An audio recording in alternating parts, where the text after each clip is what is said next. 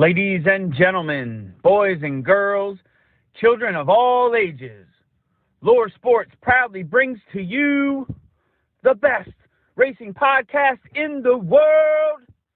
Now, here's your host, Lauren Leach, the color guy, Mark Allen, the Loose Lugs Racing Podcast. Hey everyone, welcome to another edition of the Loose Lugs Racing Podcast, sponsored by the Corp Racing and Valley Gasket. Thank you, Tim, Ben, and Carrie, for all that you do for us and all of the community. Like we always say, it is truly amazing. So thank you, thank you, thank you. Mark, episode 191, man. How are you doing? All right, man. Yeah, I'm up at a blizzard in northern Wisconsin. Can't even go fishing, so I'm up helping Mom here on the off season, getting some chores done for Mom up here, and then getting ready for some racing, man. Hey, they're racing down in Tulsa, so all right, man, we're doing it. Yeah, absolutely. Before we talk about the Chili Bowl week going on here down in Tulsa that you just mentioned, we have to give our condolences to the Marcus family. Helen Marcus, the wife of Dave Marcus, passed away, unfortunately, over the last week. So our condolences with Dave and the Marcus family. I had breakfast with the Marcus family, him and her, and they were at it was a 2001 benefit, 9/11 benefit over at a fire station in a little town that's got no more than maybe a church, a mailbox, and a barn. That's about it at a fire station. And they had a pancake breakfast, and they sat right across from me, and all of a sudden, I said to my buddy, I said, hey, I said, look at over here. I said, there's Dave Marcus. He goes, no way. And all of a sudden, well, Dave always wore a Goodyear hat, And so don't say nothing, finish your breakfast. And then as soon as everybody was pushing themselves away from the table, I looked across. I said, hi, Dave, it's nice to meet you. Well, he went out in the parking lot and got a stack of about this many cards. And he walked in there, and then finally everybody came around. His wife was there and introduced. So I actually talked to her, and yeah, brought back some memories, man. It's pretty sad.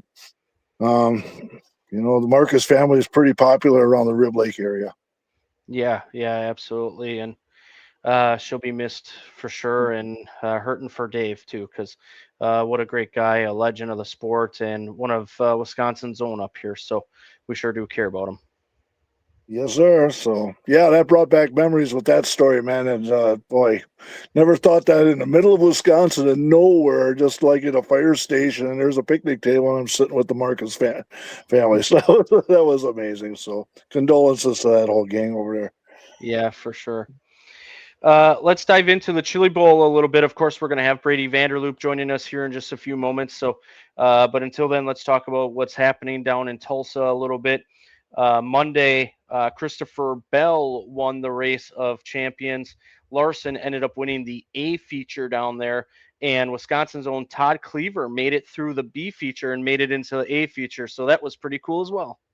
Pretty cool, but yeah, this Bell and Larson kind of thing, okay. And yeah, there's a whole bunch of competition down there though, so still running on. Yep. Tuesday night, last night, Blake Hahn ended up coming from 8th place to win the main event last night. So that was a pretty exciting race there. Who says you can't pass on that little bull ring, huh? That's right. That's absolutely right. So to recap kind of NASCAR, IndyCar names that are down there. So Monday, Larson finished first in the A main that we talked about. Dylan Welch finished 16th in that feature. Last night, Yaley finished 10th in the A feature. Ty Gibbs finished 14th, and Sheldon Creed finished 24th. Today, racing down there, which would be Wednesday, Jesse Love and Corey Day are racing tonight. Tomorrow, which would be Thursday, Christopher Bell, Josh Balicki, and Roulette are also racing down there. And Ferrucci is racing on Friday before the main event gets going on Saturday there, where they go through the alphabet soup and then eventually the main event there, the Chili Bowl. So you can stream that on Flow Sports. So I encourage everyone to go out there and watch that if you're not already. And it's I've seen the highlights and everything, and it's been some pretty good racing down there in that expo center. What else you gonna do when it's so cold outside, right? So what else you got going on? That's right. Yep. So yeah, get out there and watch it. So some exciting stuff going on. So that's what's going on with the Chili Bowl so far. We'll try to update everyone as things get going throughout the weekend and what happens down there Saturday. So be on the lookout for that. But I think this is a good time to pause before we get into news and recapping some other things to bring on the 2025 Fox River Racing Club Wisconsin Sport Truck Champion. And of course, that is Brady Vander Loop. All right, first shot in 26 on the hotline, man. Let's do it. Let's do it. All right, Brady, thanks for joining us here. I was just saying before you got on and introduced you as the 2025 Fox River Racing Club Wisconsin Sport Truck Champion. So that was a fun banquet the other night. How are you doing, buddy?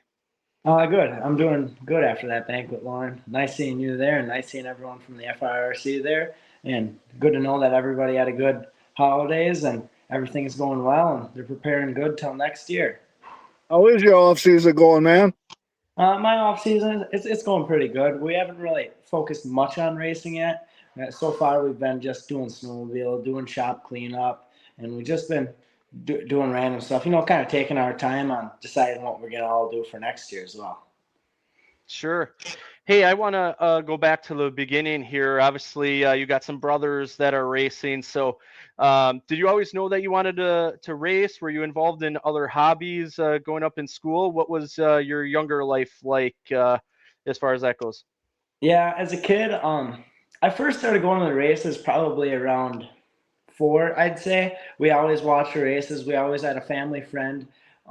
Eddie Munster was a family friend of ours who used to race around at WIR, and we would always watch him. And then one day, he just went out, Dad, Cody, and they went and got a sport truck. That was in like 2017. They first started to screw around with a little bit, and then Cody started doing that. He started doing good in it. Casey joined. We started making chassis with Rob Vanderloop. And then eventually it just all kicked off from there, and we all just started racing more. We got a Midwest truck, and we just kept expanding, and now we are where we are today. And yeah, as a kid as well, I used to race snowmobiles around the house. I started driving a snowmobile probably when I was 2, a little kid one, just racing with my brothers, you know, which always made me want to beat them, of course. Hey, I was looking back. Looks like you hopped in a sport truck officially, as far as the race stats go, in 2023. At least that was your first full-time season there. I mean, you finished 8th in the points that year, which is incredible. You had 2 top 5s, 9 top 10s in 15 races there. What a great first full-time season in the Wisconsin sport trucks. Yeah, that was a very fun season. I got Rookie of the Year that year, and it was actually pretty fun because my brother Cody, that was Cody's last season there, and that's when I really got to take it or follow him and, you know, get a feel for the track and watch how he does it. He could help me. He'd be right there by me, and he'd teach me how to set up the car. And Jason Manhandle, he'd always be there helping me, and it really got me situated for year 2 when I started to crack off some wins. And But you got a red, white, and blue championship, man. How's that feel? Yeah, that feels pretty cool to be in the red, white, and blue championship. That was 2024, and yeah, it feels pretty cool to be in that sort of group of people. You know, there's a lot of great red, white, and blue champions out there, and it feels pretty good to be a part of them. I was just about to get into 2024, another incredible season. Of course, the red, white, and blue state championship that we just talked about. But you finished 2nd in points, only 15 back of Kyle Quella, who was a multiple-time champion out there. Again, you had 3 wins, 9 top 5s, and 10 top 10s in 12 races. Just a hugely successful and consistent season for you guys. Yeah, that year we tried to stay consistent. I think we had one little kind of screw-up race. We kind of had a few motor issues, and it kind of docked us back a lot of points. We tried to come back, but we were close. But Kyle is quite the consistent driver, and he's good with the points. He's good with the point system. So we couldn't quite get the championship that year. We got close though. Stout competition in the series as well. This time you kind of flip the script on Kyle. You win the championship by 16 points over him. A great season, of course, 4 wins, 10 top 5s, 10 top 10s in 12 races. Incredible season, picking up your first championship outside of the red, white, and blue. Yeah, this season it was something special. You know, this year we probably put a lot of work in on the car. I'd say probably more than the past few years, but every night and after the races, the weekend, weekdays, we were in the shop cleaning the car, getting it ready, making sure it's perfect, and that really paid off and helped us out in the end, getting a good consistent weekly finish and being there in the end. Hey man, sitting in the crowd, with all the fans and everything, you're being talked about up there. But you know, true or false, man? Are you one of the most aggressive guys out of your brothers? Would you say? Well, I'd say I'm kind of the middleman out of the three. Cody, he likes to. He's not very aggressive. He can get aggressive, but he's not the most aggressive. And then Casey, he's very aggressive. You can see that by how he drives. He drives very aggressive. He's always chomping at the bit to get the win. And me, I like to kind of pace myself in between the two and be right in the middle. You got to know when you got to have that aggressiveness, and you got to know when you got to lay back and be patient. Sometimes if you're too aggressive, you'll get yourself screwed over. Cody, obviously you got to learn from him, a champion in the division, a successful driver moving up to the Midwest trucks there. Being the youngest brother, did you kind of get the opportunity to watch and learn from him? Did he take you under his wing, being the youngest brother there? How did that family dynamic work with you all three? Yeah, he kind of took me under his wing once I joined the Wisconsin Sport Trucks. He was getting towards the end of his racing career in there, where he stopped racing full time, and eventually he was just teaching me how he goes, and also yeah, just how to get a hold of it and how to run the line, how to run the track, and he taught me how to set up the cars. And so did my dad, my brothers. We all just worked on the cars together. They taught me how to go, and then I just was off on my own, and it started going good. I'll tell you what, some of my favorite moments watching the Wisconsin Sport Trucks is when you brothers are battling out for the lead, because you never know what's going to happen. That sibling rivalry. Sometimes you see the siblings and the close friends, you can take it easy a little bit, but not with you, Vander Loops. Kind of talk racing with the two, and how interesting that gets at times. Yeah, it's always kind of a thing between us. Growing up, like I said, we always raced snowmobiles around the house. We always raced, and we're very competitive. We don't really, we really don't like to take second. We go to the track to win, and so if we're racing against our brothers, that even makes it even more of a sensitive topic, because you got to beat your older brothers. For me, they were always beating up on me, picking on me as the little brother, and then one day it stopped, and I started kicking their butts too. I love it. Hey, man, I see that good-looking Teddy Bear Allman Championship trophy sitting behind there. Yeah. Obviously Teddy Bear had a lot to do with that division. Raced for a long time. Unfortunately, lost him over the years. But that division, again, goosebumps just think about it. But that division is very interesting, because you got some young guns like you and a few of the others like Kelmus and Zweers and some of the Voigt and all of them. I don't mean to leave anyone out, but then you got some of the older veterans like Kyle Quella and the Vandermosses sometimes come down, Kylie, and all that. So the division is very interesting, where you kind of got everything from veteran to very newest rookie. Talk about kind of how that dynamic works with the division. Yeah, I think it's kind of a change every single year. You got different drivers coming in, so you got to figure out, you got to study each driver, see how they like to drive, and you got to know that when you're around them, and you just got to change your races by how the other drivers drive. And if they're a rookie, you got to give them a little bit of lenience. Sometimes you got to welcome them to the division a little bit, but it really is a nice opening division. Like you said, you got a lot of veterans in there too. That really helps the rookies. It kind of gives them it helps them build up their momentum, and see what the line is, and see how to run, and get the respect for the division. Hey man, you travel a little bit too, man, to some other tracks, man. What have you learned about being in other places except Kaukauna? Yeah, at the other tracks, it's a little bit different than Kaukauna. The other tracks, Kaukauna is more of a flat track, but when you go to like the Dells, Slinger, Clover, it's much more banked, and you get to keep up your momentum, and that really plays a different effect because that's what you need when you're in the bigger cars, and it helps you for moving up in a division. What's your favorite track to race at? Well, I like WIR. I like running WIR a lot. WIR takes it kind of takes a set of balls. You gotta either you're good at it or you're not that good at it. You gotta get in it because it's kind of a scary track with all the bumps, but you just gotta use them to your advantage. But I also like to race Wisconsin Dells. That track I really like too. That track it's very smooth, very nice and banked, and they got a great facility there. What does the future hold for you? Are you going to defend your title coming back here in 2026, or what are you thinking about? I know Cody moved up at one point into Greg Hauser's number 4 car. I don't know if that's open or not with Dylan Wenzel. It sounds like it might be, but anything that you can talk about as far as 2026 or beyond goes?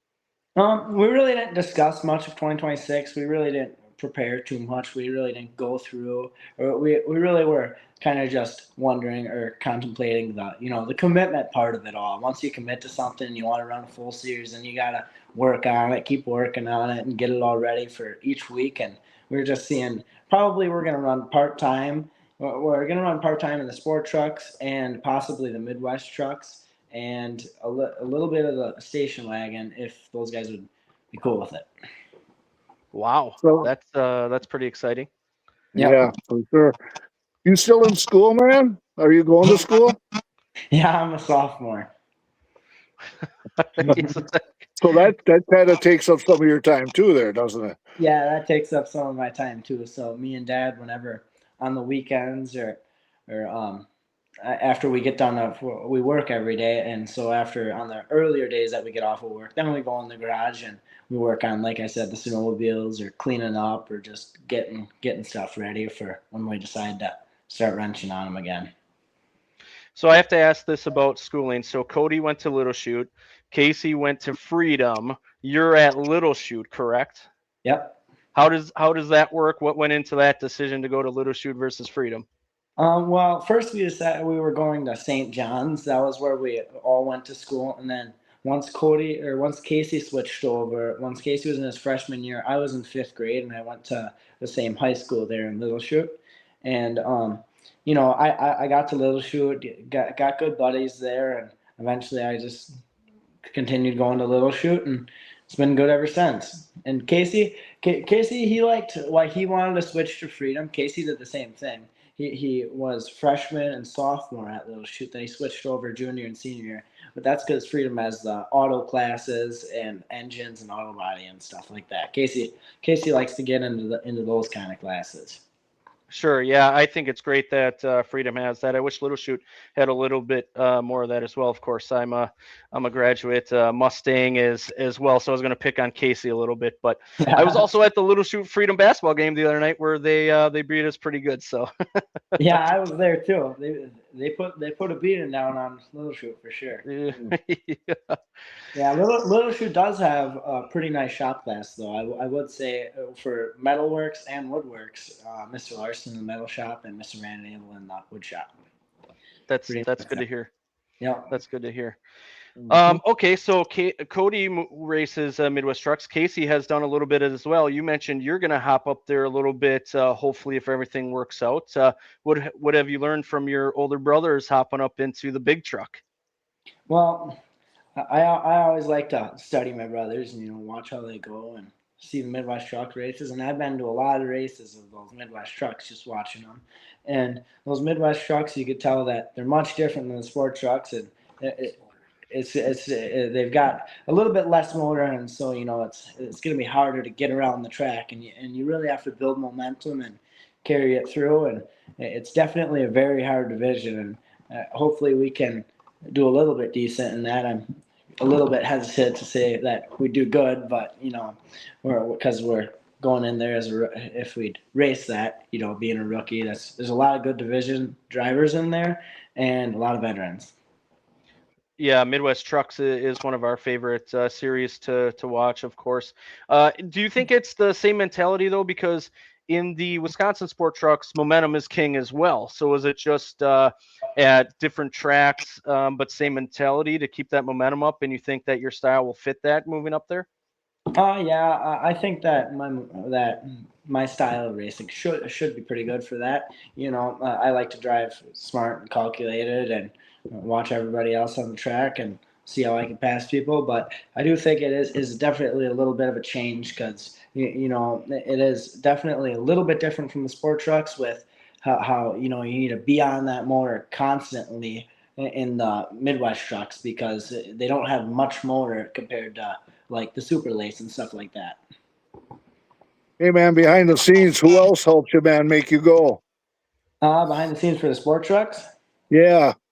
For sport trucks, mainly it's me and my dad and Jason Van Handel. He oftentimes helps us a lot. Jason's always over, shooting the crap with us and just helping out, being there, doing our bodies with us because he owns Van Handel Auto Body, one of our good sponsors who always helps us out. And Dean Van Handel, he's our welder. He welds for us. And the main person who really got us started and really got us going was Rob Vandermoss. He was rest in peace to Rob, but he always helped us. He built our chassis. He did a lot for us, got us situated and got us doing decent in the sport trucks, which we're forever grateful for Rob. Yeah, so yeah, cool. we miss him a lot, that's for sure. Yeah. Hey, you mentioned Jason Van Handel there. I think that's pretty cool because not only do you got your two brothers racing out there with you, but I almost consider Jason like an older brother or maybe an uncle or something like that for you guys because you guys are so close, and it's really cool to see the camaraderie that you guys have. Yeah, Jason kind of got us into this Wisconsin sport trucks, considering that he used to race in the early 2000s, and he kind of got us somewhat familiar with it. And he got eventually when we got two cars, we got Brett Van Horn's car from him. That was what most of our chassis are designed off of. They're a spitting image of that, and so yeah, Jason said we had two trucks, and Dad said to Jason, "You want to get in one? You want to see if you can do it?" And he said, "Oh, sure, why not?" Jason's a very bubbly, nice guy, and he was down for it. And then he just started racing with. I just saw Jason's brother at the Freedom Little Shoot game too, and he raced for a while too and was dang good at it. Yeah, he also raced too. Yeah, I know Jason always talked about him, but Jason always claims that he was the better brother, so I'll believe Jason. Sibling rivalries everywhere here. I love it. Everywhere. It's everywhere. Yeah. Hey man, if you could see yourself in 5, maybe even 10 years, where would you want to be at with racing? In the future, I'd probably like to be in a bigger series like Midwest Trucks or maybe Super Lates or something like that. Obviously you could shoot for the stars and say I want to be a NASCAR champion, but I don't think that's very realistic. Shoot high, Yeah. man. Shoot high, right? Yep. Yeah. Well, hey man, we appreciate the heck of you coming on. It's great to see you grow over the last few years. I know there's many years ahead of you yet too. It's always a joy to see you and your family and all that your family's company, Ken Sports, does for the sport too is just tremendous. So, man, we appreciate it. Congratulations on the championship, and I'm sure we'll talk to you soon. I can't wait to see what the future holds for you. Yep. Thanks for having me on Lore Sports Podcast, Lauren, and thanks Mark for talking to me, and hope you guys have a good night. Awesome, man. Keep her going, man. See you later. Yep. Thank you. It was great to have young gun champion on in Brady Vander Loop. He is the youngest Wisconsin sport truck champion. I think he might be the youngest ever Fox River Racing Club champion. I mean, he's only a sophomore and he's got a championship under his belt. I'd be curious to hear about that. But what a driver, what a great guy, what a great family. It was great having him on. What I say, the Vanderloops, man, they like to race, man, competitive, and I like how he compared to his other brothers and stuff like that. Like I'm just halfway in between, more aggressive and all that stuff. Brotherly love, man. I bet you they've had some good times racing and doing that stuff. Hey, a lot more coming up too. A lot more, yep, that's for sure. But like I said, one of my favorite parts is when they're running 1-2 or 1-2-3. We've even seen, because you never quite know what's going to happen. There's a lot of contact aggressiveness between the brothers. They hate to lose, especially to each other, and that doesn't happen all the time. Sometimes you'll see people take it easy, just even with their good friends, excuse me, and all that, but not them. They really get after it. It doesn't matter who they're racing, especially when it's against each other up at the front. Yeah, as long as they all can get together at Thanksgiving, man, and we go from there. So, yeah, that's the way it goes, man. Yeah. Matt at the banquet this past weekend was joking. Said basically the same thing. How was Thanksgiving this year, and, and all of that. Yeah. But speaking about the banquet, what a great event that was. So many people have a hand in making the season go well and the banquet go well. It was a phenomenal event. Good to see a lot of the fraternity out there, Lauren. It was, yeah, celebrating the champions. But, I always end as the MC. I always say something to the fact is racing is family. Sometimes we fight, sometimes we argue, but we are a family. And then to like even thank your rival, because sometimes they make you better and things like that. And you need those people. So it's just great to see everyone together in a great scene like that and getting together. It's pretty special actually when you think about it, because everyone's there having a good time. There's no animosity. Everyone's cordial with each other. You're there to celebrate the season, what you accomplished, what someone else accomplished. It's when you really think about it, it's really special and really cool. It probably ended with Matt with words of advice of, "Hey, stay out of trouble," right? Um, I don't think he did say that. It's funny He's that you bring that he's, up he's because slipping. he what he did is him and I talked off to the side. He's like, "Hey, I want to say something at the end here." And then he said it, but I started to back away, and he came up and he actually grabbed me, and I don't like to talk about things that happen in my life or anything that I do, but he grabbed me and he announced to everyone how proud he was of me and how far that I've come over the what is it, 17 years that him and I have been doing it together. He's been 18, I've been 17, and he grabbed me and did that, and that was a pretty special moment for me, because without Matt, I mean, I made the initiative of asking him if I can come up there, and I kind of initiated that. But without learning from him, whether or not he gave me advice or if I was just watching him, I wouldn't be where I am without him. So for him to do that, that was a pretty special ending for me. And now you guys look at each other and say, "Look at all the years that you've been doing this and how fast it goes, huh?" Yeah, it's funny when we're talking about, and I put together the agenda for the banquet the last few years. Last year he wasn't able to make it, so I put it together agenda. So this year was easier for me because I saved it and able to update it. And you know how I am with notes and everything and keeping everything organized. But I lost my train of thought. But people were asking like, "Hey, did you get in contact with Matt?" And it was basically just a comment like, "I'll get in touch with him over the next few days, or we'll do it day of, because him and I have been doing it so long that we know what to expect from each other, and we'll figure it out." So there's nothing need to worry about that. So it's a pretty special friendship and pairing that we have, I think.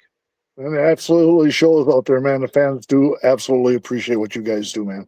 Hey, likewise, man. As, You're right up there too. So.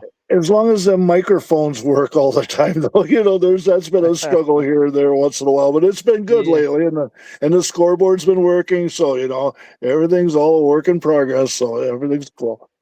Well, and a lot goes into that. It's It, not an easy fix and all of that, and everyone's playing a part in it. So I know it's an easy thing to say, like, oh, wish this was working and all that, but a lot goes into it behind the oh scenes that my, it's people don't unbelievable. have a clue about it. And I'm not trying to say anything bad about fans or anything, but a little help or asking in a different way can go a long way as well. Yep, for sure. Because all of that stuff is sometimes due to Mother Nature, and you have no control over it or whatever. So, Yeah. but anyway, yeah, glad you had a great time out at the banquet there, buddy. Yeah. Appreciate it, man. All right, so the rest of the episode here is just going to be dropping some news. There was some big news that came out, so we'll start with Formula One here. Romain Grosjean was reunited with the helmet that helped save his life 5 years ago from that terrifying crash in Bahrain. Remember, he flipped and kind of hit and went in between the guardrails, and the car was on fire, and he was miraculously able to get out of that with burns and all that, but his life was saved. His car was cut in half.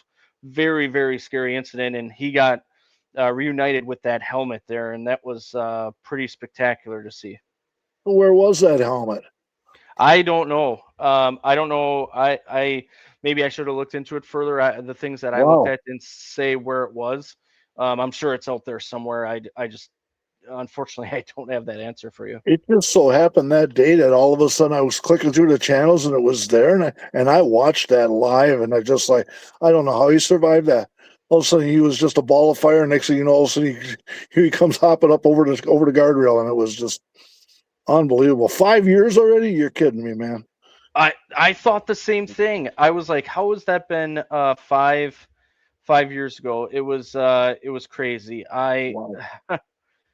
I know time flies and all that, and you think back, but like, I think back when someone says, I used to think like the year 2005, I was like, that was yesterday. Now I think the same thing about 2015. Well, that's 11 years ago now. Yeah, it's a fast ride. It only gets faster. The older you get, the faster it goes, man. So, Yeah. hey, Yeah. we're all having fun. Time flies when you're having fun. So, I guess the whole world is, or generation's having fun. Let's hope so. Yeah. You hope so. Yeah. Also in Formula One, BWT Alpine Formula One team confirmed that it mutual agreed to part ways with Jack Doohan. So he will be no longer driving for the team in 2026. The interesting thing about Jack here is he became the first member of the Alpine Academy to graduate into a race seat with the team when he made his Grand Prix debut at the 2024 Abu Dhabi Grand Prix. So he has kind of a cool history with the team there, although short. But unfortunately, they did agree to part ways here. Well, he's got some experience, so that helps. He got a little bit in the bank. Yeah. Some ARCA series news. Mason Massey joined Bill McAnally Racing to drive the number 19 in the ARCA Menard Series West in 2026. Okay, yep. That West Series, that's they got a lot of good stuff coming out of that division. A lot of good drivers come out of over there in the West Coast. Yeah, they do. That's for sure. Yep. A lot of news here getting into the NASCAR scene. So we'll start with the truck series. Jimmie Johnson is going to drive the Tricon #1 truck at San Diego. He's also doing the Cup race, so he'll be doing double duty that weekend. And for people asking, full-time drivers are only allowed to race in the series that they're getting points in. So I know a lot of people are questioning Jimmie Johnson is now going to race in 2 races. Does that open up the rule book for other people? Because remember, is it only first time race that you can only race where you're getting points? So that still does hold there. So nobody can get an extra advantage by racing in another series. We questioned that last year. Remember that when we questioned this and wondering if Jimmie Johnson or somebody like that could use that? And here it comes. So there's going to be 41 cars in the Daytona 500 this year. Yeah. Yep. That's exactly right. For no money and nothing.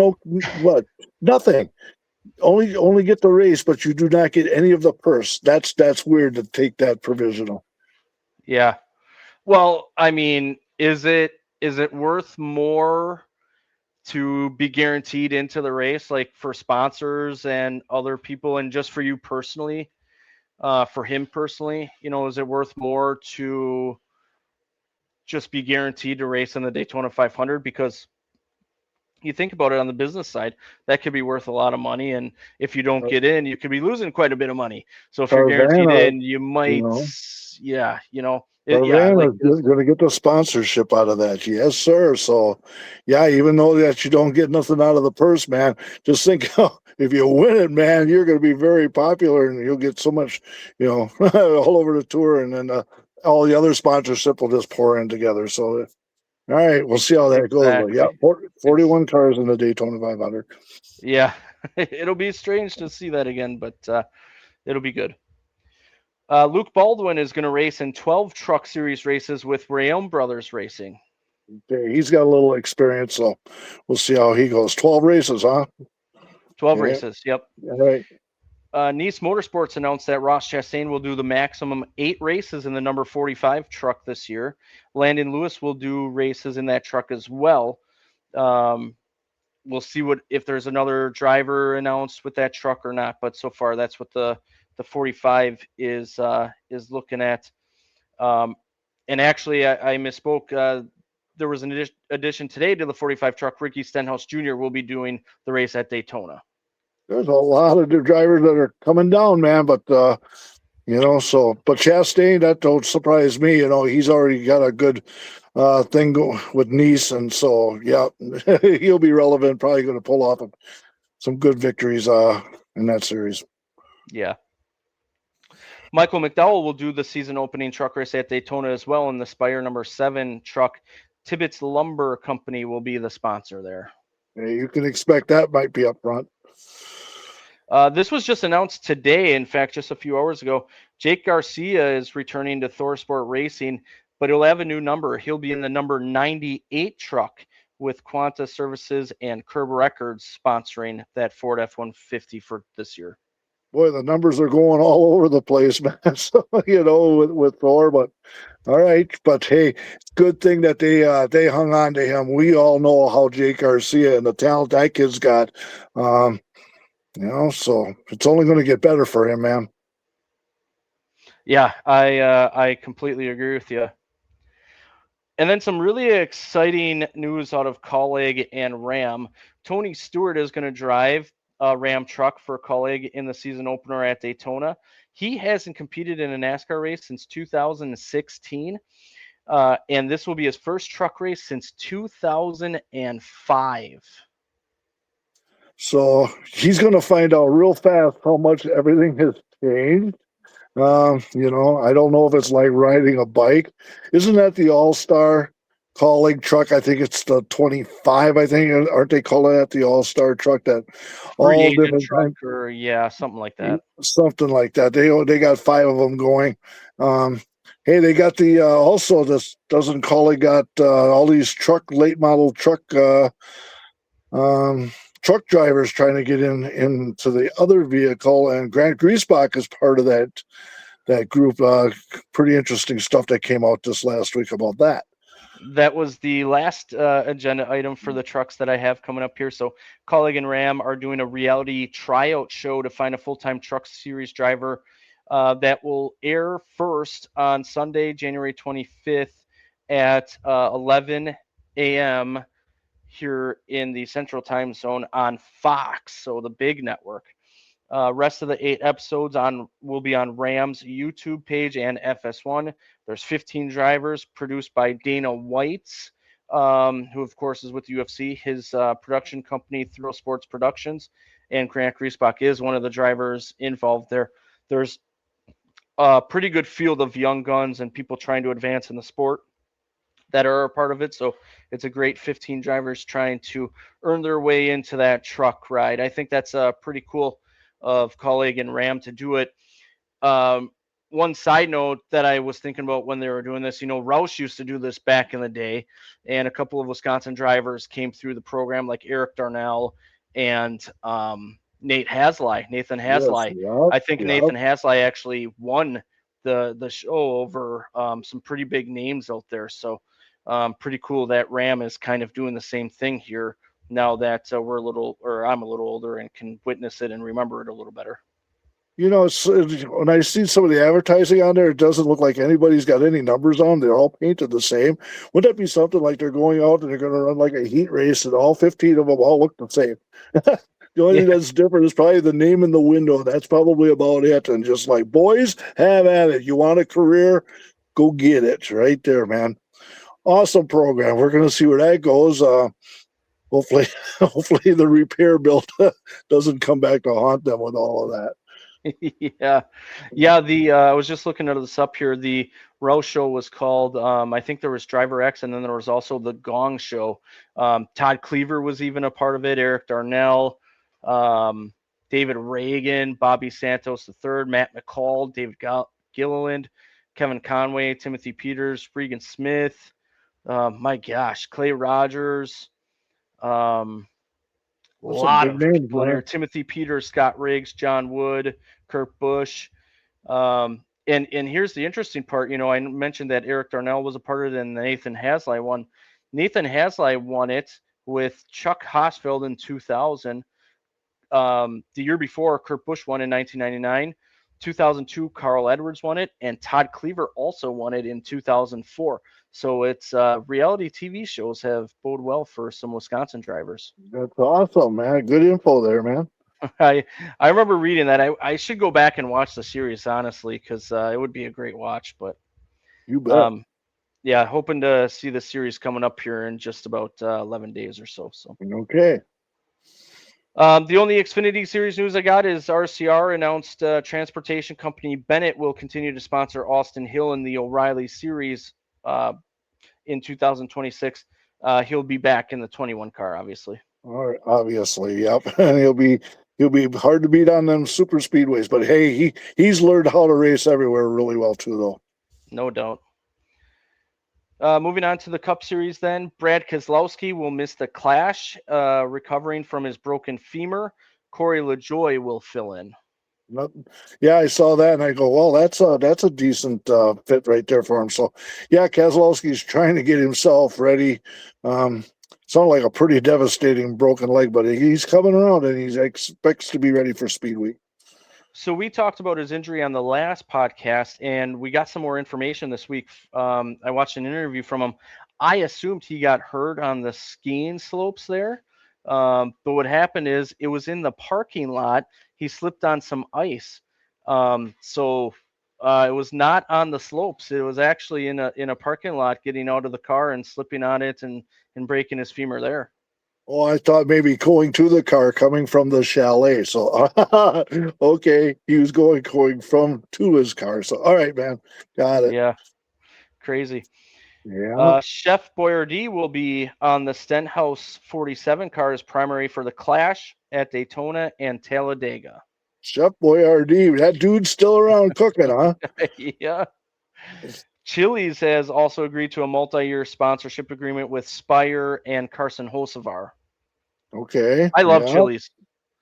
Yep, Chili's is all right. So good to see they're throwing some money at them. Their chips and salsa is amazing.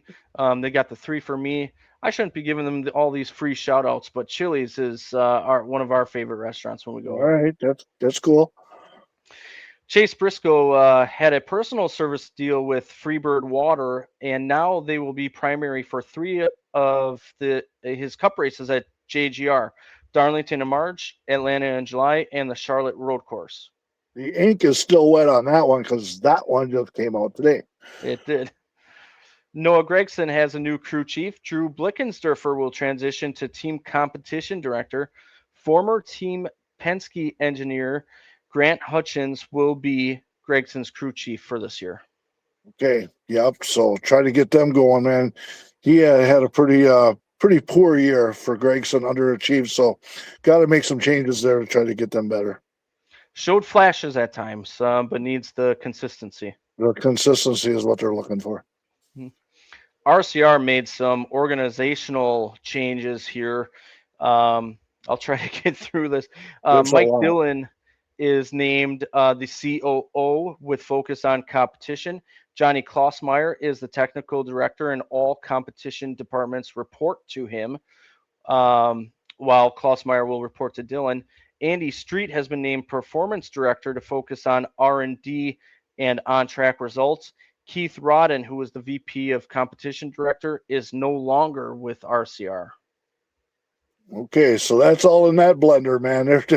They're trying to change everything all around to try to get better. So, all right, isn't that something with Childress? Just how much they really look really good in the O'Reilly series. Haha, not the Xfinity. I said O'Reilly. Yeah. So I'm breaking that habit, man, one day at a time. But it's amazing just how Childress just just can't seem to find it over in the Cup Series. So a lot of changes like that. They're hoping they get the right mixture there. You know what's funny is I think I said Xfinity Series news and then proceeded to say O'Reilly's Auto Parts in the news item. So yeah, chalk another one up for me there. All right. But yeah, RCR making a lot of changes, kind of to be expected with how they've been running in the Cup Series. Absolutely. Yep. There has been a North Wilkesboro test going on yesterday. There is one car per organization allowed. So Chastain, Suarez, Busch, Elliott, Allmendinger, Buscher, Briscoe, Berry, Logano, Smith, Custer, Jones, Reddick, Stenhouse, Ware have been testing. They're testing the new ECU that they hope to use this year with the new 750 horsepower package. And then they'll also be testing elements of the short track package as well. So that test was yesterday and today. So Yep. I'm sure there will be news coming out from it here That's shortly. 750 horsepower. Yeah, it's kind of a change for them. It's 75 more than what they've had before. So I'm sure they're going to have to tweak everything this way and that way, but should be a little bit faster and more competitive. And I'm looking forward to good things with that new package, man. Yeah, tire wear. Yeah, there's it'll be a little different for sure. I hope so, man. It looks like it could be a good mixture. I agree. The Clash format this year, as far as heats goes, and last chance qualifier and the final race will be the same as last year. So no changes there. There will be 25 lap heats, 75 lap last chance qualifier, and 200 lap main event. Caution laps do not count. They're also expecting probably the same number of cars this year for the Clash, 23 in the main event, with 5 from each heat, 2 from the last chance qualifier, and then 1 spot going to the highest driver in 2,025 points. It'll be a great way to start February because that's on the 1st on a Sunday. Yes, sir. Ashley Ennis, the director of racing communications for Hendrick Motorsports, has been named the recipient of the inaugural John Edwards Excellent in Public Relations Award, an honor recognizing outstanding performance, professionalism, and dedication within the NASCAR industry. I think it's very fitting. Of course, we sadly lost John this past year, who was a longtime PR guy for Hendrick and Jeff Gordon, Kyle Larson as well. I think it's very fitting that Ashley Ennis, who is part of Hendrick Motorsports, wins that award. I think that's very fitting that it's named in honor of John Edwards, who was with Hendrick for so long, that she is the inaugural winner of that. So pretty cool. All right, good. Sounds like well-deserved right there. Then we got the last news item that I got, and it's the point system. NASCAR is going back to a 10-race chase format. It'll be 9 for O'Reilly Series and 7 for trucks. 16 drivers in the Cup Series, 12 in O'Reilly and 10 in trucks based on points. The big change is you get 55 points for a win instead of 40. Stage points will still be awarded. No playoff points. And then at the reset to start the playoffs, the driver with the most points will be reset to 2,100. Second will be 2,075, so a 25-point difference there. Third will be 2,065, so only 10 back from second. Fourth will be 2,060, and then it goes down 5 from there all the way to 16th, who will start with 2,000. The point for fastest lap does return. So 76 points are the max, except for at the Coca-Cola 600, which has an extra stage, so it'll be 86 there. And also at Daytona, because the top 10 points for duels will count as well. The rule that a driver must participate every weekend is still required. NASCAR is evaluating its penalty structure to determine if it needs to make any tweaks with the new format. Obviously, a penalty in the regular season points could impact your standing and reset points. The other thing that I think they're looking at is the damaged vehicle policy and the waiver policy, because remember, they might grant you for a waiver, like Denny Hamlin, who missed the Mexico race just in case his son was born, which no doubt good to do it. But since there's no win-in situation, you could be losing a ton of points by having to take a waiver. So that matters tremendously, a part of this series. new format, I should say. So a few things to keep in mind and a few things that NASCAR is probably still finalizing as they get closer to the start of the season. If you get penalized and you lose 100 points, it used to be like, all right, no big deal. All you got to do is win and you're in, and go on. Man, that would be devastating, man. 100 points if you lost all that, to try to scramble to get into 16th. And you and I talked the other day, just saying let's say somebody's winning 10 races and has a dominant 250-point lead, and then all of a sudden when it gets to be playoff time, that all goes away to a 25-point lead, and it goes on down. So better than what we had in a one race championship, man. But yeah, there's probably going to still be some tweaks to it, but all in all, I guess I'm happy with it. You saw that I put 8 races, and would have tightened it up a little bit, because you got all these points like this, and the more points you got, the more differential you're going to have. They showed some points for the Cup Series, and they said Larson still would have won. He would have won the championship, I believe it was like by 33 points, something like that, and third was like 39. But if you went into the O'Reilly's, which was Xfinity last year, Connor Zilic would have won the championship by quite a bit. The last race probably wouldn't even mattered, and Jesse Love would have finished third. So, so it's actually gonna change things as we go. But everybody knows what the rules are. It's for everybody. So, what's your feelings on it, there, buddy? Yeah, I think it's a step in the right direction. I'll be curious to see how this ends up this year and maybe the next 2 or 3 years, because that was the scenario that I brought to you. Is the people were complaining that the dominant season um, wasn't being rewarded, and everyone wanted the 36 race format. Speaking of just Cup, um, and I still think that those people won't. I don't know if they'll be happy, because the example that you just gave is something that I brought up to you. Let's say Kyle Larson goes on a tear, he wins 10 races, 10 of the 26, and he has a massive lead because you're getting 55 points for a win, and second place gets 35, correct? Yep. Plus, you got that bonus point in there, which could matter, but for fastest lap. But let's take that out of the equation, and you get 55 to 35, 20 points difference there. You can make up ground pretty quickly by winning. So if he has a rough first 2 or 3 races, his lead's gone, and he could have had a massive lead by gaining those 20 points over those 10 races. So, is that crowd that was screaming that they want a real champion and that the 36 race format, are they going to be happy with this? It seems like everyone's pretty happy that it's not the one race format. I totally agree with that. I'm more curious to hear when that does happen, when someone has the dominant season and all of a sudden has a 100, 150 point lead going into the playoffs, and now that's trimmed to 25, and they only have a 100 lead back to 16th. Like, what happens? What happens then? What about that crowd? But regardless, as far as I think it's a step in the right direction. I didn't think there was any chance that they were going to go back to a 36 race season, but hearing Ben Kennedy talk before Mark Martin and a few others started talking and getting involved, the options were, I think, a 4 race ending for the championship and 36. So those were the two options. So the 36 race season was an option, and they were, I don't know which way they were leaning, but 50-50 shot. So that was interesting to hear. But I think it's a step in the right direction. I kind of do like your 8 race. I think you could do 7 or 8 races. I think 12 drivers is probably the sweet spot in my mind. That gets you to, a third of the charter drivers. So a third of the drivers make the playoffs.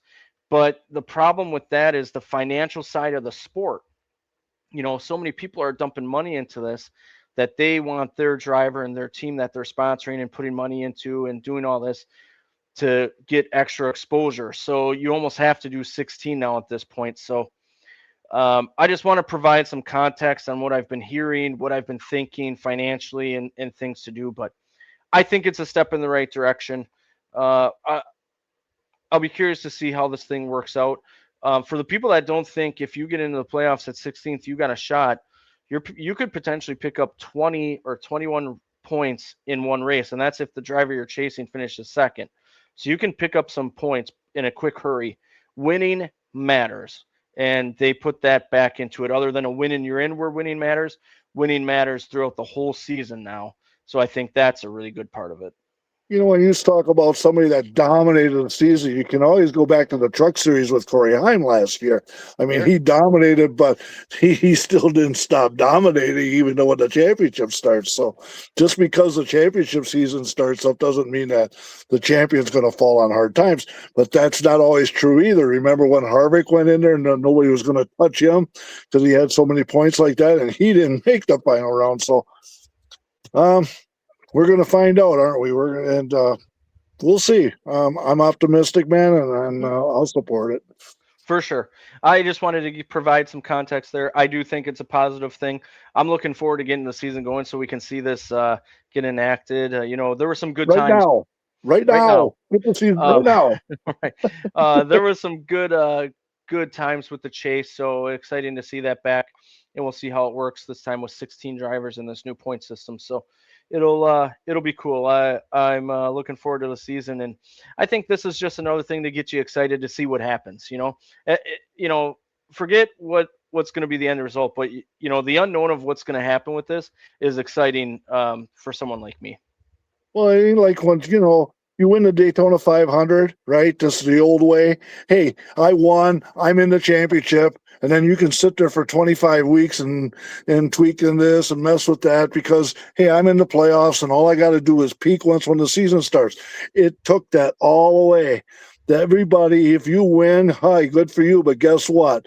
You got to race your butt off the next week also. That's what it's all about. And I think that's fine. So now, the fans are going to complain because right away they said with these stages, does a caution come out on the stage? Does a laps count?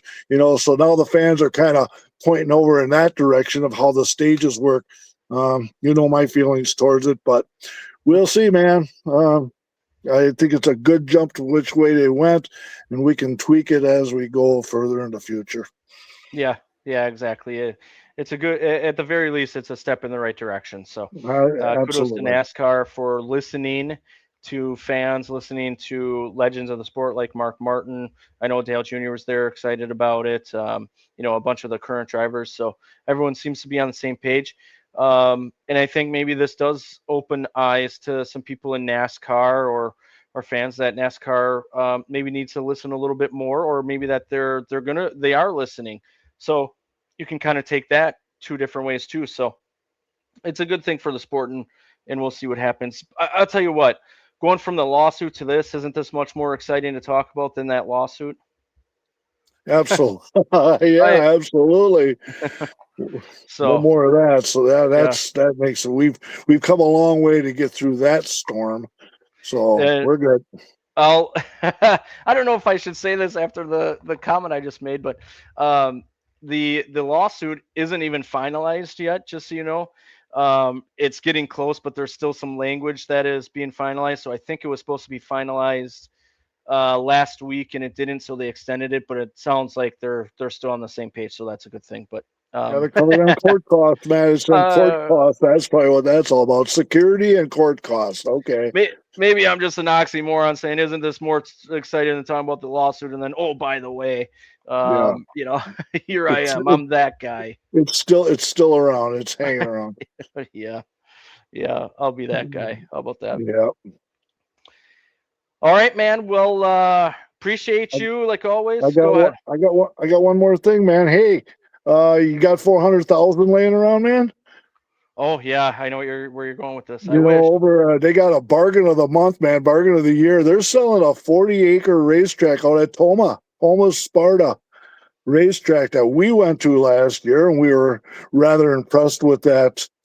I would call it rustic, but it was really an interesting place. Well, I see they put it up on the market for $800,000. So Let's get a GoFundMe, let's get it started so we can get that place, keep it rolling, because I took that curb out last and I thought, holy smokes, this could really be a racy racetrack. We sure enjoyed our time out there, but just to let you know that there's a bargain of the month out there. So if any fan that's interested, go out there and put a down payment and keep that place afloat. Yeah, I'm so glad that you and I went out there last year to see that place.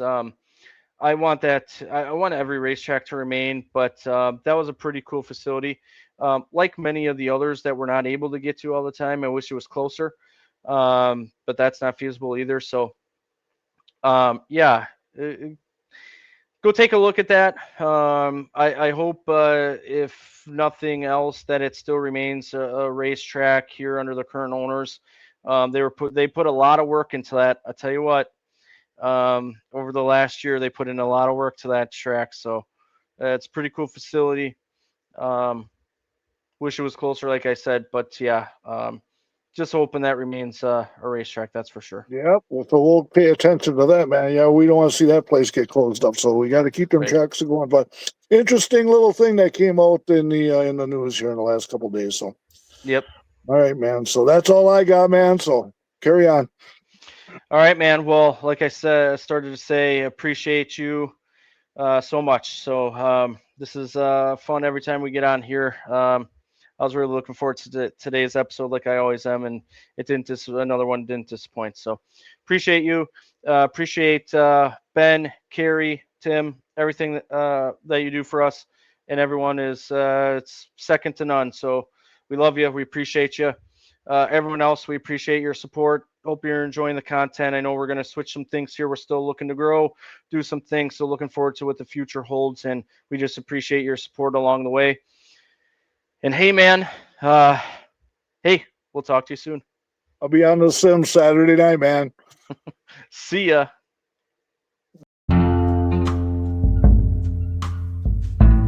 This has been a production of Lore Sports.